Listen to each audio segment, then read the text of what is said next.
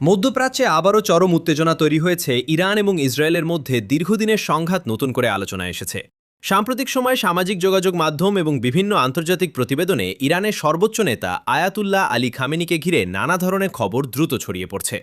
কিছু সূত্র দাবি করছে ইসরায়েল ইরানের গুরুত্বপূর্ণ সামরিক এবং রাজনৈতিক নেতাদের লক্ষ্য করে বড় ধরনের হামলার পরিকল্পনা করছে। যদিও এখন পর্যন্ত এসব তথ্যের অনেকটাই নিশ্চিত নয় এবং বিভিন্ন আন্তর্জাতিক সংবাদ মাধ্যম পুরো পরিস্থিতি গভীরভাবে পর্যবেক্ষণ করছে। ইরান বহুবার সতর্ক করে বলেছে তাদের নেতা বা গুরুত্বপূর্ণ সামরিক স্থাপনায় কোনো হামলা হলে তারা কঠোর এবং দ্রুত জবাব দেবে। অন্যদিকে ইসরায়েল দীর্ঘদিন ধরে ইরানের সামরিক কার্যক্রম এবং পারমাণবিক কর্মসূচিকে বড় হুমকি হিসেবে দেখছে। এই উত্তেজনা যদি আরও বৃদ্ধি পায় তাহলে পুরো মধ্যপ্রাচ্য একটি বড় সামরিক সংঘাতের দিকে এগিয়ে যেতে পারে। এই পরিস্থিতি শুধু ইরান এবং ইসরায়েলের জন্য নয়, বরং পুরো অঞ্চলের রাজনৈতিক এবং নিরাপত্তা পরিস্থিতির ওপর বড় প্রভাব ফেলতে পারে।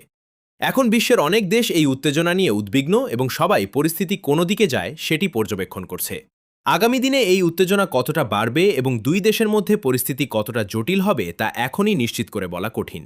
তবে মধ্যপ্রাচ্যের পরিস্থিতি দিন দিন আরও সংবেদনশীল হয়ে উঠছে এবং বিশ্ব রাজনীতির জন্য এটি একটি গুরুত্বপূর্ণ বিষয় হয়ে দাঁড়িয়েছে।